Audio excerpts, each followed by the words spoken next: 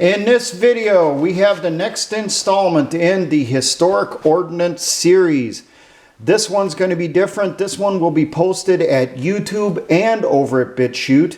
For those of you looking for other videos in the Historic Ordnance series, you got to go over to BitChute. I do not typically post them over at YouTube anymore. I actually removed almost all of them from over there. I left a couple just for you to get a taste of what they look like. Most of them are over at BitChute, and trust me, there are considerably more videos in this series than you realize. Now, this video will be about the former Soviet, current Russian issue TM-62 Mike anti-tank mine. Why do we call it Mike? Well, it's a TM-62M. We just say Mike, U.S. military phonetic alphabet. The M is actually Russian designation, telling the person that gets the crate with this inside that this is the metal cased version of this mine. This is part of the TM-62 series, which was adopted by the Soviet military back in the early 1960s. Other mines that are in the series include the TM-62 Bravo, which is a cardboard casing for the mine. The TM-62 Delta, which is wooden cased. The TM-62 Papa series, which is the plastic casing, and I'm working on getting a training aid with the correct fuse so I can do a video on that one, because that mine is also used by the current Russian military. And the TM-62 Tango series mine, which is a fabric epoxy casing. Now, some details on this mine before we get into the how to emplace the mine and remove the mine, and some information I found out on how these get booby trapped typically. The weight of the mine with fuse is around 21 pounds. The explosive content is 17 pounds. Typical explosive filler is TNT, but it also is known to have some that were filled with amytal. Diameter of the mine, 13 inches. Height from the bottom to the top of the fuse, 5 inches. Known users, and this list is not complete. I have seen a longer list. I'm just not sure where it's at. I know it was in one of the manuals we got when everything was going nuts inside the former Yugoslavia. It is employed by the Russian Army, Ukrainians, Poland, Bulgaria, Belarus, Armenia. I also know that these were exported to Syria and Iraq and Yemen. They have also been exported or were sent into Afghanistan with the Soviet troops in the 80s, and they're still found there. I have seen references that these mines were also sold to the Pakistanis and the Indian Army also. But I can't confirm that. It's been a long time since I've seen that. These mines can be hand emplaced. They also can be mechanically emplaced. Some of the delivery systems that can employ this mine include the PMR-1 and PMR-2, and my guess would be the PMR-3 wheeled towed mine laying trailers. The GMZ tracked mine laying vehicle. It can also be employed by use of the VMR-2 helicopter mine laying system. This particular mine can employ a large number of fuses. It's not like in the West where we typically have only one or two types of fuses for a particular mine. There is a big list. And here is a list, and it's no guarantee this is all inclusive. We have, first off, the most common fuse you will find on a TM-62 mic, the MVZ-62, which is a pressure fuse. Operating pressures to set off this fuse are between 440 and 1,100 pounds. This fuse was designed primarily to be employed against heavy vehicles such as tanks, armored personnel carriers, infantry fighting vehicles, and cargo trucks. It won't always go off with a car or a Jeep going over the top, even lesser chance of it going off if a motorcycle goes over the top. It will not go off with a soldier walking over the top with his rucksack, full battle rattle, full load of ammo, and his weapon. Not unless he's a big fatty. Another fuse that is employed is the MVCH62. It is a clockwork type fuse. I do not know how that fuse is initiated. We also have the MVP62, a pneumatic arming fuse, and the MVP62M, which is an improved version. These fuses are typically used with the TM-62 Papa series, but can be used on the TM-62 Mike. We also have the most dangerous fuses out there, and these are the ones that literally made us sweat when we would come across these types of mines. The MVN-72 and the improved MVN-80. These are magnetically and seismically influenced fuses. I do have a picture. I will show it to you. We also have the VM62Z. I do not have any info on that fuse.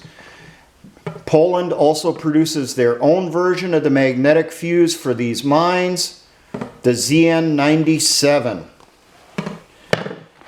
Now I will show you the picture of the MVN72 mine fuse. This one is placed on top of a TM-72 mine.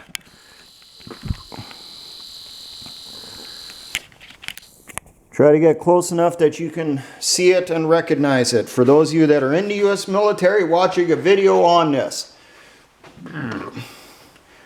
This mine fuse is magnetically and seismically influenced. It is powered off of a battery.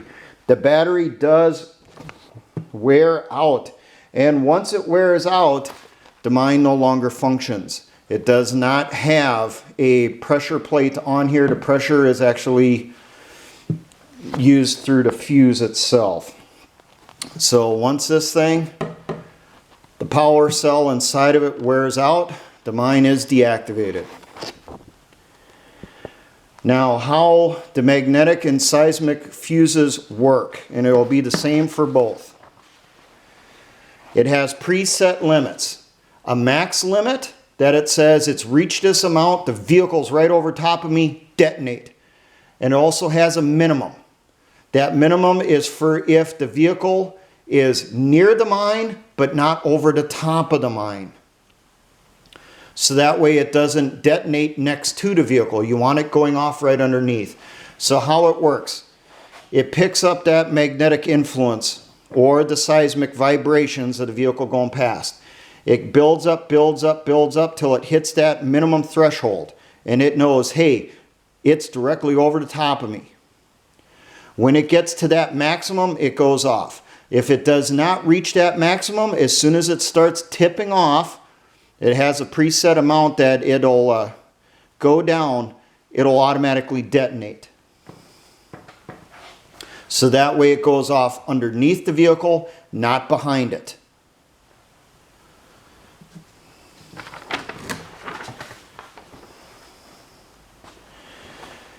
Now I'm going to give you the steps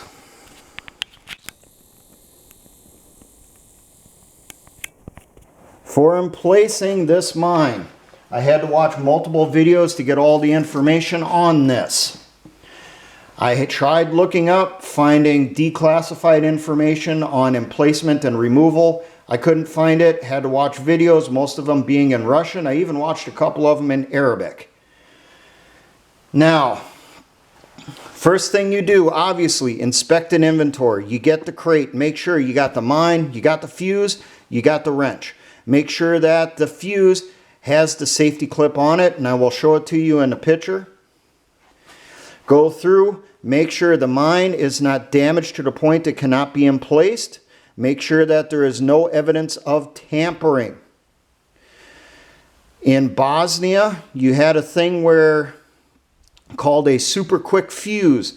They would cut into the casing of the mine, slip that fuse inside, and then whatever that super quick fuse is set for, you know, if it's for you're disturbing it, trying to remove it, you know, and it gets that little mercury switch inside to flip, you know, that direction, making contact, setting it off, it'll set the mine off in the deminer's face.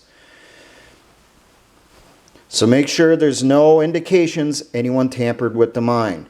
There is no secondary fuse wells on a TM-62 mic. If you look at the bottom, you will find two large ports. These are not secondary fuse wells. These are filler ports for when they put the explosive inside the casing. There is also a carrying strap. This carrying strap can be removed.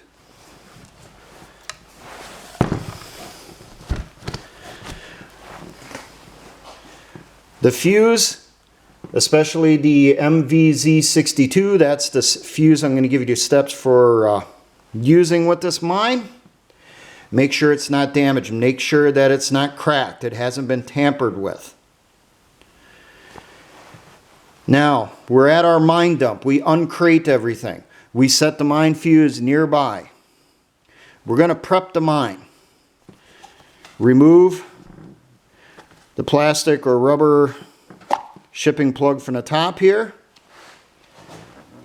That will get turned into your NCOIC. You should see a rubber gasket in here. If there isn't a rubber gasket, do not worry. If this mine is in place for a short period of time, that rubber gasket really does not matter unless it's monsoon season. This gasket is primarily meant to keep out moisture if this isn't placed in the ground for a long period of time for a protective minefield for an installation.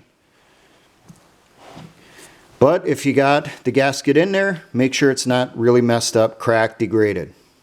Make sure there's no foreign material inside the fuse well. If there is, remove it. Next, you're going to screw in the mine fuse.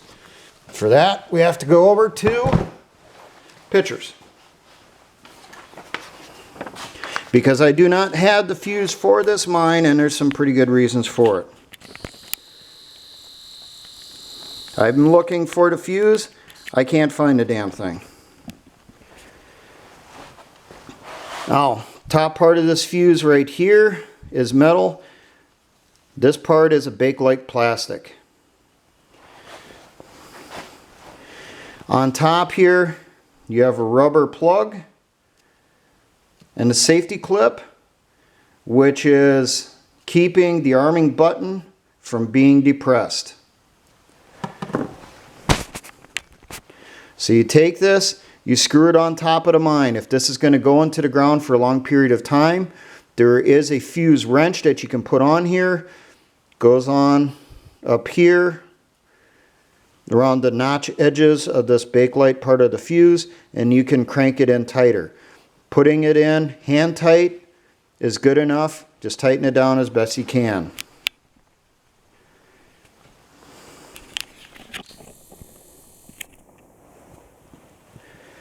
Now, here's the safety clip. When this is still installed, the wire bail will be flipped over this way, immobilizing the two legs of the clip. There's a little cutout here that the top of the arming button fits in. So you have your hole dug, and you're going to put the mine in. You're going to activate it. Some info on the hole. With the US anti-tank mines, we would dig a 45-degree angle around the edge of the mine. You don't do that with these according to Russian doctrine. What you do, you come up to the spot where you're going to emplace the mine. You take your entrenching tool. You cut out a three-sided box-like square in the sod. Leave one side uncut, because the sod is going to get rolled in that direction. So that uncut side is towards the enemy. The open side towards the friendly. Made their 3 cuts, make sure that's all the way through the sod down into the dirt. They then take their entrenching tools, start feeding it in there, going all the way across, all the way across, all the way across till they get a large enough chunk of sod cut for putting the mine in underneath. They then roll the sod over, take their mine, set it down on the dirt, twist it back and forth a couple times to make a mark, then take their entrenching tool and go all the way around that mark straight down to put the mine in the ground. You remove that dirt. Now, the very top of the mine body itself, not the fuse, the very top of the body should be level with the ground. Potentially, it should be up in the grass. You want the top of the mine above the ground. They do not want a vehicle or tank to drive over the top, bridging over it, and not setting off the fuse. So they deliberately put their mines in taller than most militaries. Mines put in the ground. Then you go through, remove the safety clip from around the arming button, flip the bale over, pull the clip out. With your thumb, depress the arming button all the way down till it snaps into place. You will hear a clicking sound. The clockwork mechanism inside this fuse is activating. What's that doing is it's moving the firing pin into position. In its stowed position, the firing pin is at a 90-degree angle to the side. After the clockwork counts down in 100 to 120 seconds, it is facing straight down right at the detonator inside the fuse. So that when it gets the correct pressure onto the fuse, crushing it, it gets forced down into the detonator, setting off the detonator, setting off the filler inside the mine. These are very damaging. I will be putting some links in the description of this video. I highly recommend you watch those videos. They will show you how the Russians emplace these, how the Ukrainians emplace these. There will also be, if I can pull it off, be a link to a JRTC, Joint Readiness Training Center, mine awareness video, which does show a TM-62 Mike mine being set off underneath a CEV, a combat engineer vehicle, which was based on the M60 mine tank series. Now, after the button is depressed all the way down, the clockwork is going, you then roll back the sod over the top of the mine, and then you start messing with the edges, trying to camouflage that edge of that carpeting going all the way around it.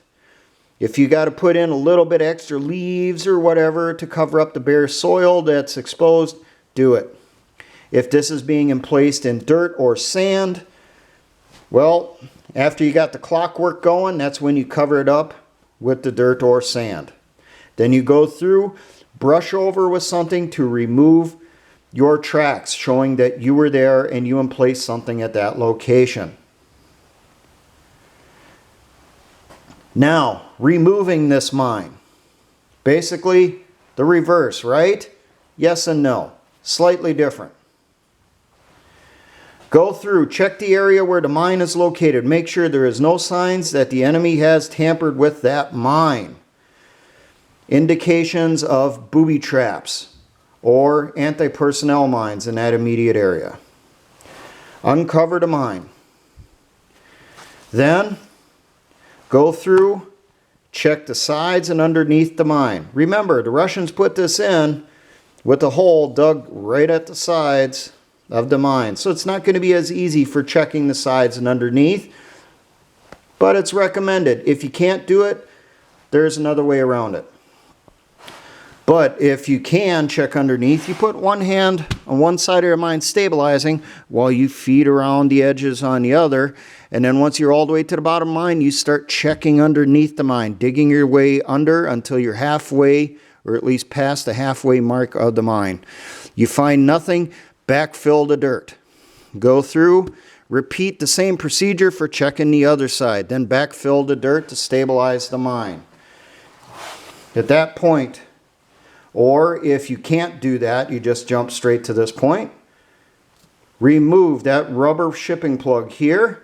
Underneath that, you're going to see what looks like a little keyhole for a handcuff key is the best way to describe it. You do not necessarily need the actual arming wrench to do this procedure.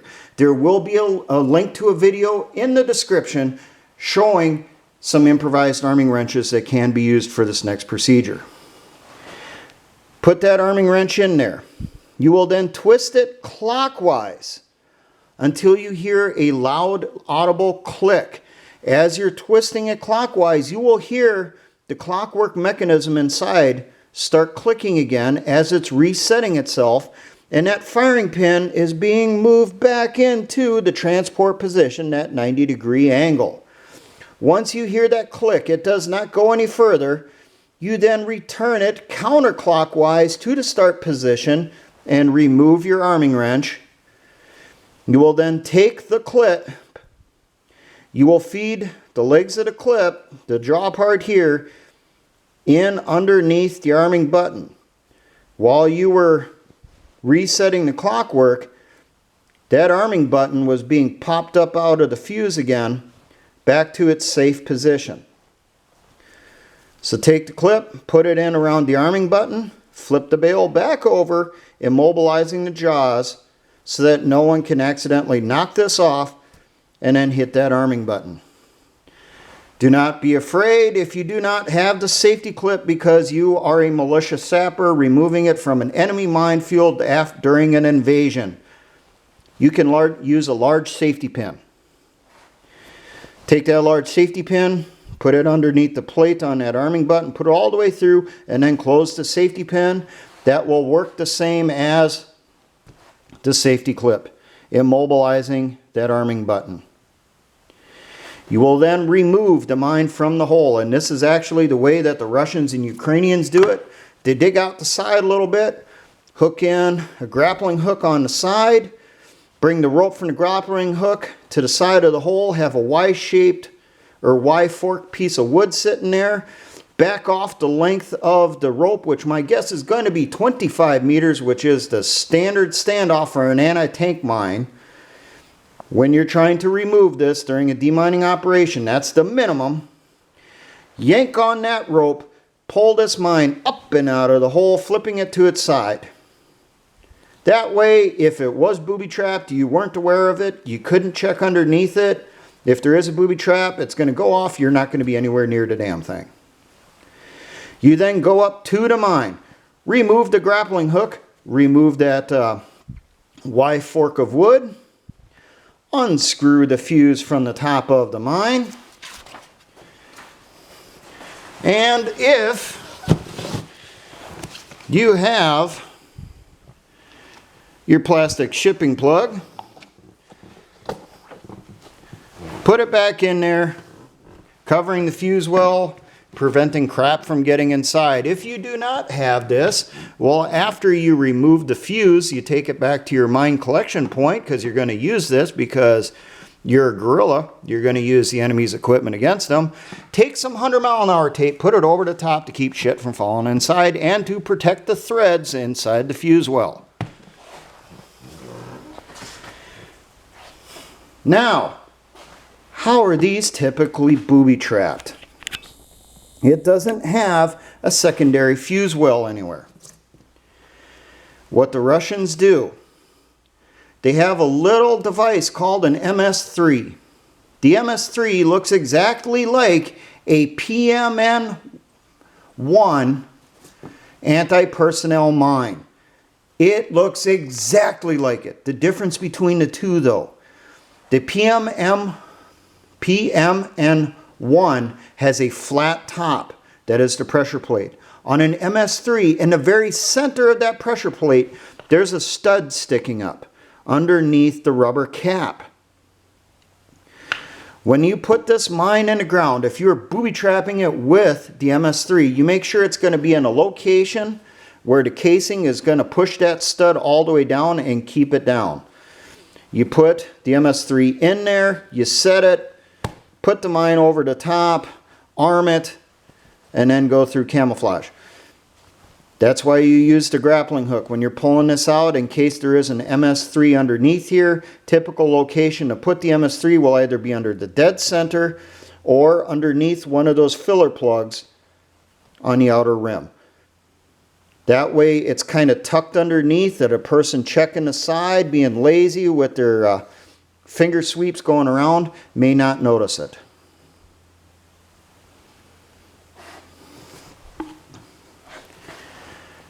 There you go. That's the information I could find. As I will say it again, watch the videos that are going to be in the description to give you a little bit more information on this, especially how these are emplaced.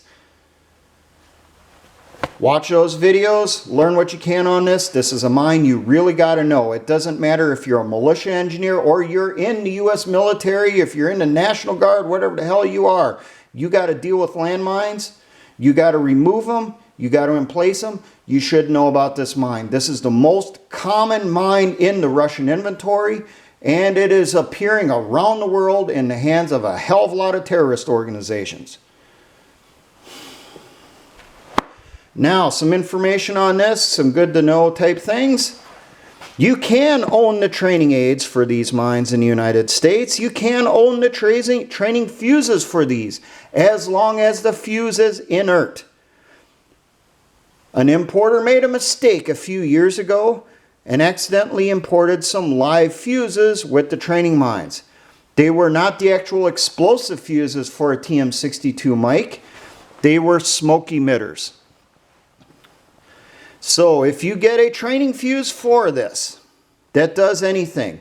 It makes a pop. It makes a flash. It makes smoke.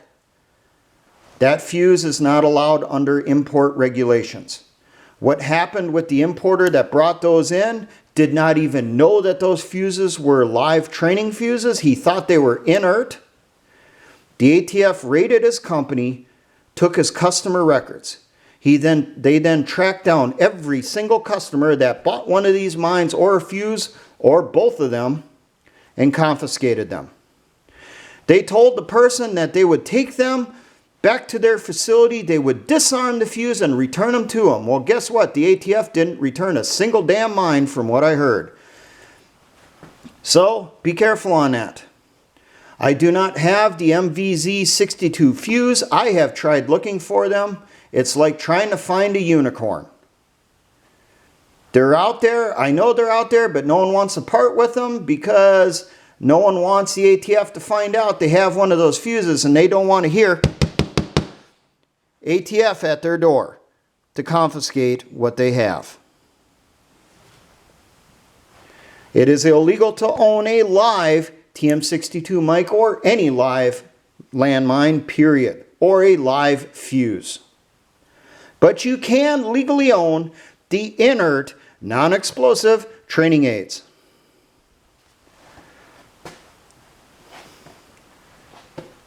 Are they still out there on the market? Yes, they are. Prices on them, well, anywhere from $60 to $200 for just the mine itself. Trying to find a fuse, like I said, damn near impossible. But there is a huge number of fuses that can be used for this. I am aware of a fuse that did come on the market fairly recently that can be used with this type of mine, and I'm going to try getting a hold of one. Because this thing looks kind of empty when it's on the shelf, you know, with just this plastic plug on there. There really should be a fuse sitting there. So I'm going to work on trying to get a hold of one. And who knows, maybe I will do a video on the TM-62 Papa series if I get the materials that I need. They are available on the market. I'm going to see if I can get a hold of some. No guarantees though, but I'll see what I can do. Now, for all my engineer brothers in the Patriot and militia movements and those that are still serving, always remember, essayons.